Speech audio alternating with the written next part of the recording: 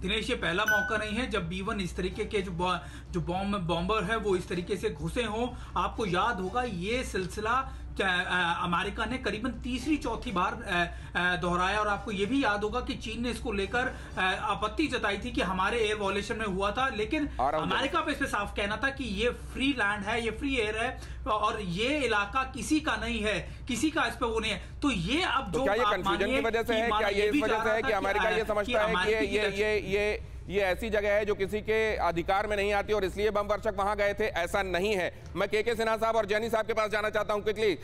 जैनी साहब, पहले आपसे। दिनेश, देखिए, जो हम बातें कर रहे हैं इसके संदर्भ में हमें ये नहीं भूलना चाहिए 12 नवंबर 2012 को जब जिनपिंग ने चाइना की सत्ता की कमान संभाली थी, सबसे पहले वो गए थे 3000 साल पुराना जो उनका संग्रहालय है, जो म्यूजियम, जहाँ के उनके पूर्वजों की फोटो लगी हुई है, सारी की सारी मूर्तियां लगी हुई है, वहां पे उन्होंने दिल पे हाथ रखकर कसम खाई थी कि चाइना को मैं one and the only existing super power बनाएंगे। तब से लेके अब तक जो भी चाइना कर रहा है, अब आप देखेंगे कि सिर्फ 2 लोग उसके साथ खड़े हैं, एक नॉर्थ कोरिया और एक पाकिस्तान, लल्लू टप्पू, उसका जो पिट्ठू देश बना हुआ है बीच का कटोरा लेके, और उसके अगेंस्ट, जो चाइना के अगेंस्ट दुनिया के सारे देश, बड़े बड़े सुपर पावर। मैंने माना कि चाइना की इकोनॉमिक स्ट्रेंथ बहुत बड़ी है, यस, चाइना की मिलिट्री स्ट्रेंथ बहुत बड़ी है, बात कह रहे हैं आप। नवंबर 2012, 12 नवंबर 2012 और वो शपथ जो ली थी, लेकिन सर जैनी साहब वक्त नहीं है, इसलिए आपकी ये बात, अहम बात लेते हुए सिन्हा साहब के पास जाना चाहूंगा। सिन्हा साहब, लेकिन क्या ऐसा होगा कि अमेरिका ज्यादा कुछ कहे नहीं, अगले दिन नींद खुले तो पता चले कि अब चीन का एक हिस्सा तबाह? पॉसिबिलिटी है।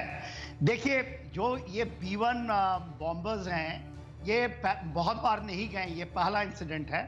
इसके पहले P-8I पेस्ट्रॉन कहते हैं, वो स्पाई प्लेन्स होते हैं, वो गए थे, और खास करके वो ताइवान स्ट्रेट में। उस समय चाइना ने 2 मिसाइल भी डिफरेंट डायरेक्शन में फायर किए थे, मगर ये जो है उनके रडार डिटेक्ट नहीं कर पाए। B-1 bombers eastern theatre command है उनका जो कोस्टल कमांड है, इस पे आना एक बहुत बड़ा मैसेजिंग है, और ये नवंबर के महीने में हो रहा है दिनेश साहब, ये कोई अगस्त में हुआ था वो, तो ये बहुत बड़ा मैसेजिंग, बहुत बड़ी बात कह रहे हैं के सिन्हा साहब, और उन्होंने ये भी कहा इसके पहले जो गए हैं वो P-8I गए हैं, जो रिकॉनेसेंस और स्पाइंग के लिए भेजा जाता है, और इस बार तो वहां stealth bomber, B-1 stealth bomber, जिसको पकड़ भी नहीं पाए चाइनीज रडार। कमर आगा साहब, मतलब इसका ये कि अमेरिका कहेगा नहीं, हो सकता है किसी दिन रातों रात हमको देखने को मिले कि हो गई कार्रवाई। अड़ी सोमवार से शुक्रवार शाम 6 बजे सिर्फ TV9 भारतवर्ष पर।